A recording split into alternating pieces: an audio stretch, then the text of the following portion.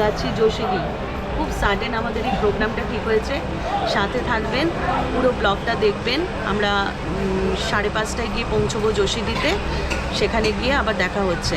মাঝখানে অবশ্য 5টা হল্ট দেবে, যেমন হচ্ছে বর্ধমান, আসানসোল ইত্যাদি স্টেশনের মধ্যে দিয়ে। সম্ভব হলে তখন আপনাদের সাথে রাখবো পুরো, আর নইলে যোশীদিতে গিয়ে দেখা হচ্ছে। একদম কারেক্ট টাইমে কিন্তু ট্রেন ছেড়েছে। 1:10-এ ট্রেন ছাড়ার কথা ছিল, 1:10-এই ছেড়েছে। আমরা আজকে 27শে ফেব্রুয়ারি, আমরা ঠিক শিবরাত্রির পরের দিনই এখান থেকে রওনা দিয়েছি। ট্রেনে খুব রাশ ছিল, এটা কলকাতা স্টেশন থেকে অনন্যা এক্সপ্রেস। আমরা স্লিপারে করে এবারে জার্নিটা করছি।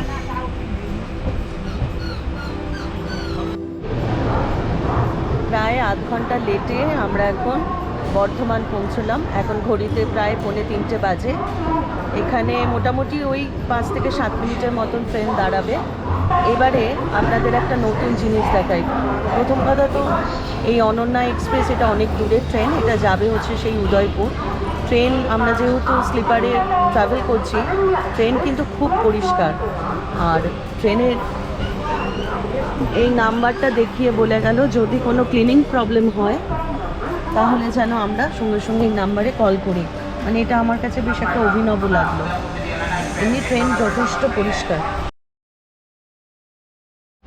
এখন বাজে ঘড়িতে ঠিক 4টে।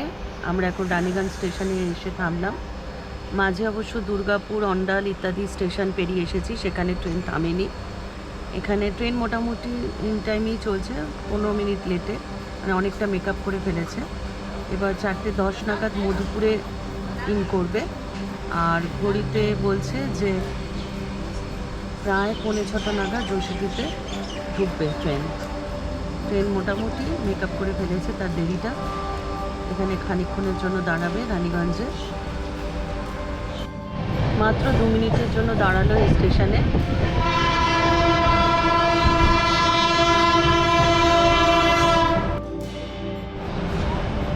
চারটে 21 ঘড়িতে। এখন আমরা ঢুকছি আসানসোল। এখানেও খুব কম সময়ের জন্য দাঁড়াবে, সেই 15 মিনিট লেটেই চলছে ট্রেনটা। কিন্তু আমি একটা কথা বলবো, খুব অল্প সময়ে যদি কেউ যোশীদি পৌঁছতে চান কলকাতা স্টেশন থেকে, তাহলে এই অনন্যা এক্সপ্রেস কিন্তু খুব কাজে। মাত্র 4.5 ঘন্টার মধ্যে পৌঁছে দেয় যোশীদি।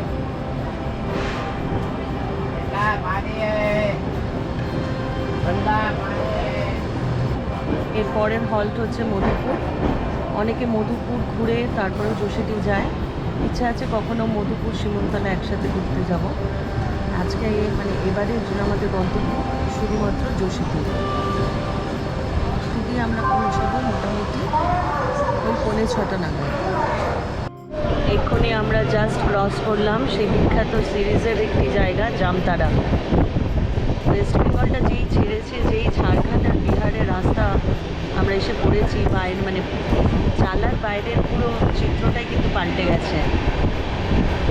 এখন ঘড়িতে 5:05, আমরা জাস্ট ক্রস করলাম জামতারা।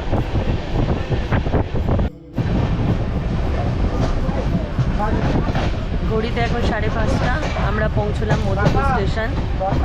বাঙালিদের এক সময়ের অতি পরিচিত পশ্চিমের হাওয়া বদলের অন্যতম জায়গা হলো এই মধুপুর। উঁচু নিচু প্রচুর ল্যান্ডস্কেপ, পলাশ ফুল ইত্যাদি দেখতে দেখতে আমরা এসে পৌঁছলাম। ঘড়িতে এখন 5:30, স্টেশন মধুপুরে।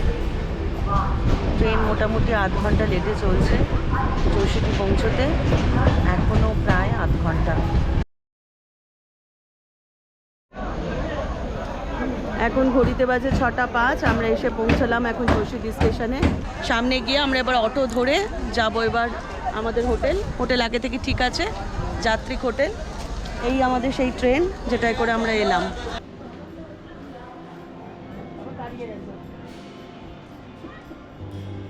এই হলো যোশীদি স্টেশনের বাইরেটা, দূরে হচ্ছে অটো স্ট্যান্ড, ওখানে আমরা এখন যাব। দেখি কি বলে অটো।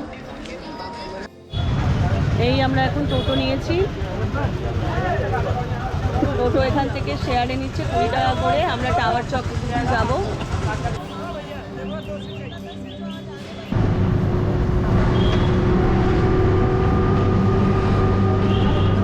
এখানকার রাস্তাঘাটের সাথে বেশ একটা ইউপি ছোঁয়া আছে।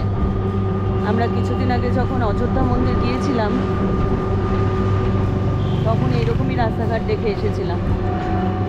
এখান থেকে মানে স্টেশন রোড থেকে টাওয়ার চক 20 মিনিটের মতন লাগবে। তারপরে ওখান থেকে আমাদের হোটেল ওয়াকিং ডিস্টেন্স 2 মিনিট। আমাদের আগে থেকে হোটেল ঠিক করা আছে, এখন অবশ্য অন্ধকারে কিছুই আসছে না। যাই হোক, টাওয়ার চকে নেমে আপনাদের সাথে আবার দেখা হচ্ছে।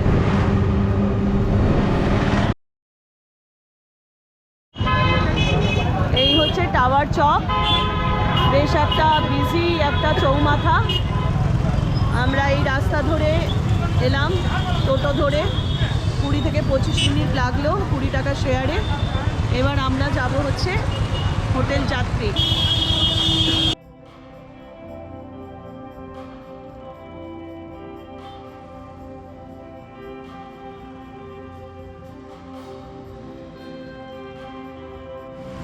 আমরা এখন হোটেল যাত্রীকের একদম সামনে রয়েছি। এই জায়গাটা প্রচণ্ড প্রসিদ্ধ এবং জনবহুল রাস্তা। এই যে ক্লক টাওয়ারটা আপনারা একটু আগে দেখলেন, এটা 1902 সালে লর্ড কার্জন কিন্তু এটা প্রতিষ্ঠা করেছিলেন।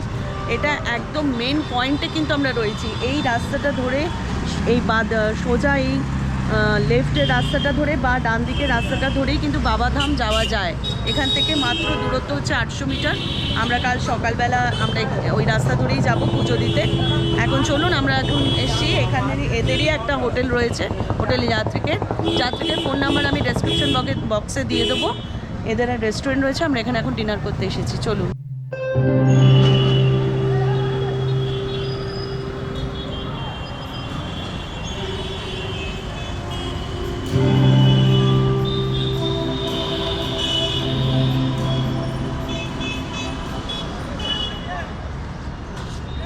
Good morning. আজকে 28শে ফেব্রুয়ারি। আমরা এখনও দেওঘরেই রয়েছি। আমরা স্নান করে পুরো রেডি হয়ে গেছি, এখন মন্দিরে যাব পুজো দিতে। এখানে নীরজজি বলে একজন পান্ডা, উনি আসছেন, আমাদেরকে নিয়ে যাবেন। কেমন করে উনি পুজো দেন সেটা আমি পুজো দেওয়ার পরে আপনাদের ফিডব্যাক দেব। তবেই আমি ডেসক্রিপশন বক্সে ওনার নাম্বারটাও দিয়ে দেবো যদি আমি খুব স্যাটিসফাইড হই। এটা একটা প্রাণকেন্দ্র দেওঘরের। এই টাওয়ার চকটা কাল রাত্রেও আপনাদের দেখিয়েছিলাম। এর ঠিক একদম সেন্টারে হচ্ছে এই হোটেল যাত্রী। পুরনো হোটেল, কিন্তু ব্যবস্থা ভালো। তো আমরা আজকে ঠিক করেছি পুজো দিয়ে তারপর ছোটোখাটো কিছু দ্রষ্টব্য জায়গা ঘুরে দেখব। যতটা ঘুরবো আপনাদের সাথে রাখবো। চলুন, দেখা হচ্ছে মন্দিরে গিয়ে। আমরা হোটেলের নিচ থেকে টোটো নিয়ে নিয়েছি, টোটো নিয়ে এখন মন্দিরের দিকে যাচ্ছি।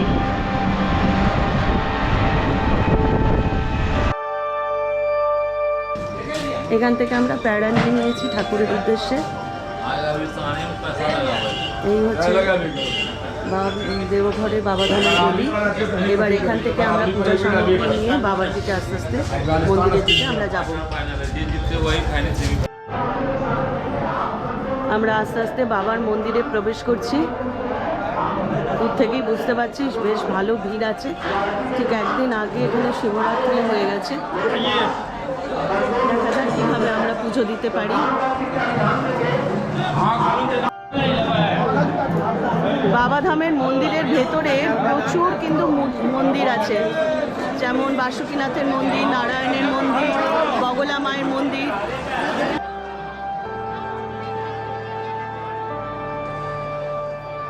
এই যে এটা হচ্ছে মা পার্বতীর মন্দির আর এই হচ্ছে বাবার মন্দির।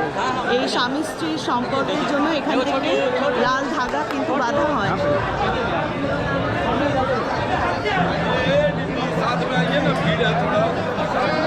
মা কালীর মন্দির, মা তারার মন্দির, যদি পারি তো এগুলো পুজো দেওয়ার পর একে একে গৌরী শঙ্কর মন্দির, এগুলো সব দর্শন করব।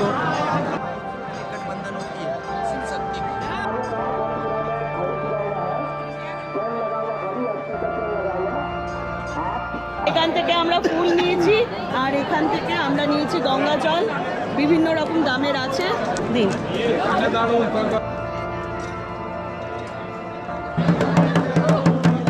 মন্ত্র বলো। হ্যাঁ বলি। বলো শ্রী বিষ্ণু। শ্রী বিষ্ণু।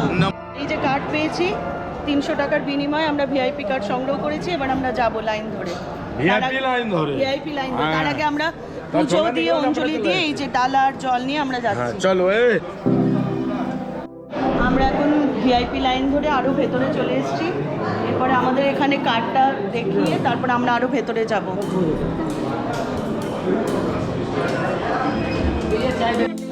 আমরা ওখানে কার্ড পাঞ্চ করে এবার সিঁড়ি দিয়ে বাবার মন্দিরের দিকে আস্তে আস্তে যাচ্ছি। এখন অবধি ভিআইপি লাইনে মোটামুটি খালিই আছে। নিচে দেখুন সমস্ত মন্দির প্রাঙ্গণটা দেখা যাচ্ছে, বেশ ছোটোখাটো ভালোই ভিড় আছে।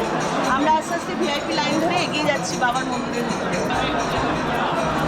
আমাদের সাথে সাথে দুজন যাচ্ছেন, ওনারা গর্ভগৃহে অন্য রাস্তা দিয়ে যাবেন, গিয়ে আমাদের বলেছে তো পুজো করিয়ে দেবে। ওই দেখুন সামনে কীভাবে দৌড় বাঁধা হয় দেখা যাচ্ছে, যেটা বলছিলাম দৌড় বাঁধা হয়, এটা সম্পূর্ণ দেখা যাচ্ছে এখান থেকে। আমরা এখনও কিন্তু ভিআইপির এই রাস্তা ধরে হাঁটতে হাঁটতে আছি। পরে গিয়ে অবশ্য ভিআইপি রাস্তা আর সাধারণের লাইনটা একই হয়ে যায়। দেখা যাক গর্ভগৃহে কেমন ভিড় হয়।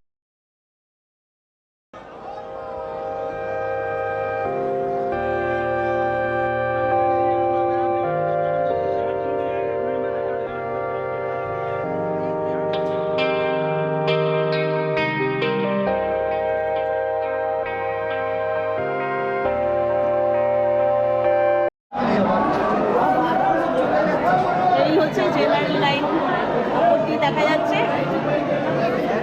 আমাদের পুজো দেওয়া হলো, গর্ভগৃহে অসম্ভব ধাক্কামুক্কি ছিল, যার জন্য সেখানে আর ভিডিও করতে পারিনি।